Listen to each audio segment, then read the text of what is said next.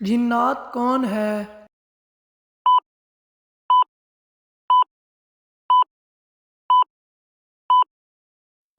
جواب ہے، جنات ایک مخلوق ہے۔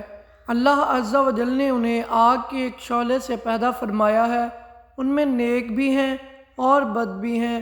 یہ ایسے عجیب و غریب اور مشکل کام کرنے کی طاقت رکھتے ہیں جنہیں کرنا عام انسان کے بس کی بات نہیں۔ جنات کتنی تعداد میں ہیں؟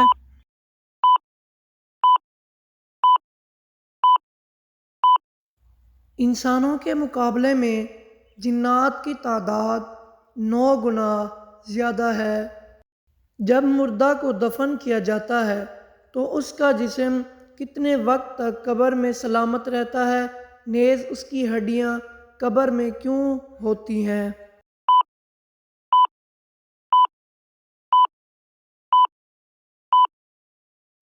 قبر کی مٹی ہر مسلمان کا جسم نہیں کھاتی۔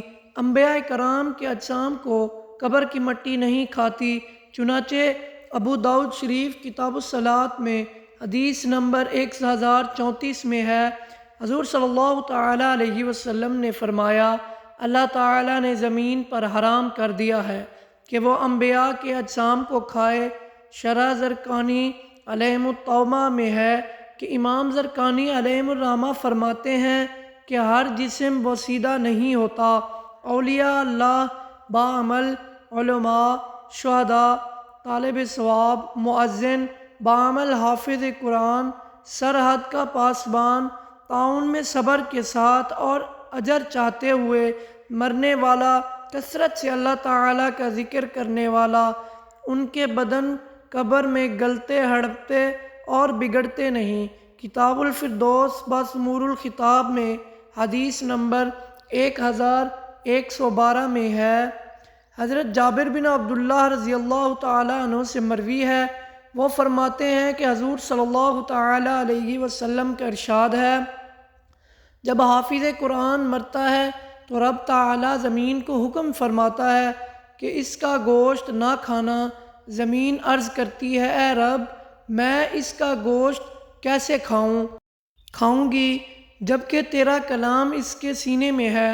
فاسق و فاجر اور کفار کے اجسام کو قبر کی مٹی کھاتی ہے، 3 دن میں پیٹ پھٹ جاتا ہے، اس کے بعد آنکھ ابل کر باہر آ جاتی ہے۔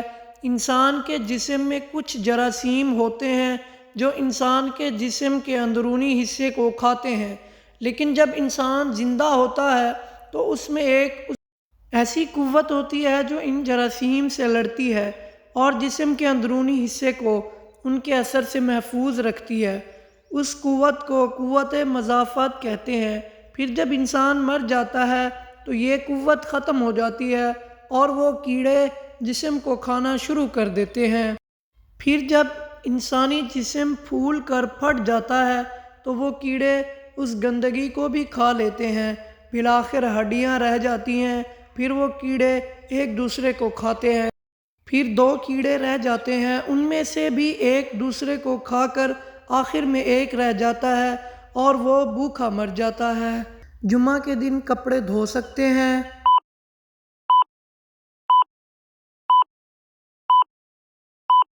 جمعہ کے دن کپڑے دھونے میں شرعاً کوئی حرج نہیں، اگرچہ اس دن خوب عبادت کرنی چاہیے کیونکہ اس دن ایک نیکی کا 70 گنا اجر دیا جاتا ہے۔ نمازوں کا اہتمام بھی کریں اور بقیہ وقت کپڑے بھی دھو لیں، اس میں کوئی مضائقہ نہیں۔ کیا منگل کے دن نیا کپڑا کاٹ سکتے ہیں یا نہیں؟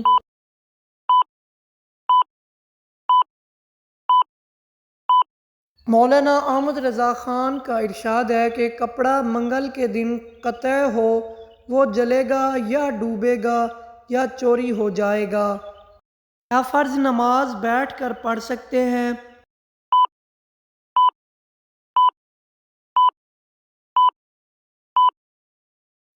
اگر عذر شرعی ہو تو فرض نماز بھی بیٹھ کر پڑھ سکتے ہیں، چاہے وہ عذر ظاہر ہو یا حتمی۔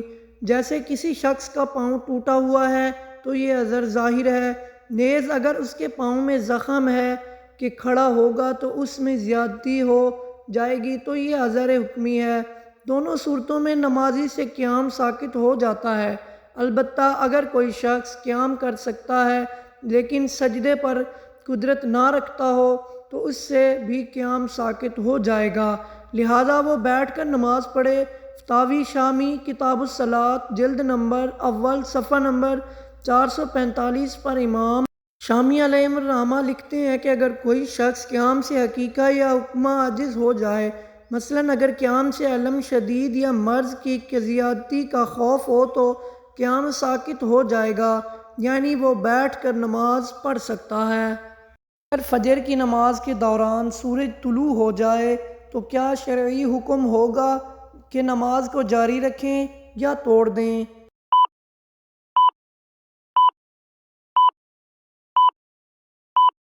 مذکورہ صورت میں اگر نمازی مسئلہ جانتا ہے کہ سورج طلوع ہو جائے گا تو اس وقت نماز پڑھنا جائز نہیں، تو نمازی پر لازم ہے کہ وہ نماز توڑ دے اور پھر وہ اس نماز کو سورج نکلنے کے منٹ بعد پھر پڑھ لے۔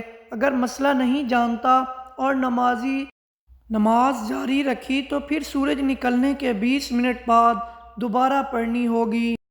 مدینہ میں پہلی جنگ کون سی لڑی گئی؟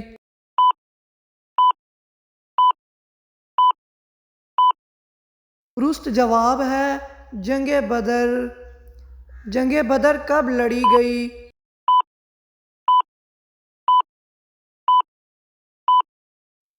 2 ہجری رمضان کی 17ویں تاریخ کو۔ جنگ بدر کس مقام پر لڑی گئی؟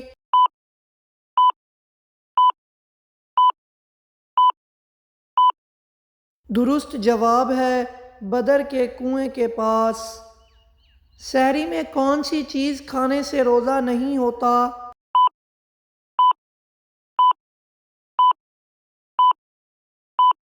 سحری کھانے میں ایک غلطی کبھی مت کریں ورنہ آپ کا روزہ کبھی نہیں ہوگا۔ تقریباً 70% لوگ یہ غلطی انجانے یا نہ سمجھی میں کرتے ہیں جس کی وجہ سے انسان کا روزہ نہیں ہوتا۔ قیامت کے دن جب اللہ کی بارگاہ میں جائیں گے اور عرض کریں گے یا اللہ ہمارا روزہ تھا، اللہ فرمائے گا نہیں تمہارا روزہ نہیں تھا، کیونکہ وہ لوگ یہ غلطی کرتے ہیں۔ وہ غلطی کیا ہے؟ تقریباً 60 سے 70% لوگ عام میں یہ غلطی کرتے ہیں، وہ سمجھتے ہیں کہ سحری کا وقت فجر کی اذان کے ختم ہونے تک ہوتا ہے۔ ایسا بالکل بھی نہیں ہے۔ سحری کا وقت ختم ہوئے جب 2-3 منٹ ہو چکے ہوتے ہیں تب ہی فجر کی اذان شروع ہوتی ہے اور اذان فجر کے لیے ہوتی ہے، نہ کہ سحری کا وقت ختم کرنے کے لیے۔ اور اس وقت میں سحری کھانے پینے والے شخص اگر احتیاط نہ کریں تو اس کا روزہ ہوگا ہی نہیں۔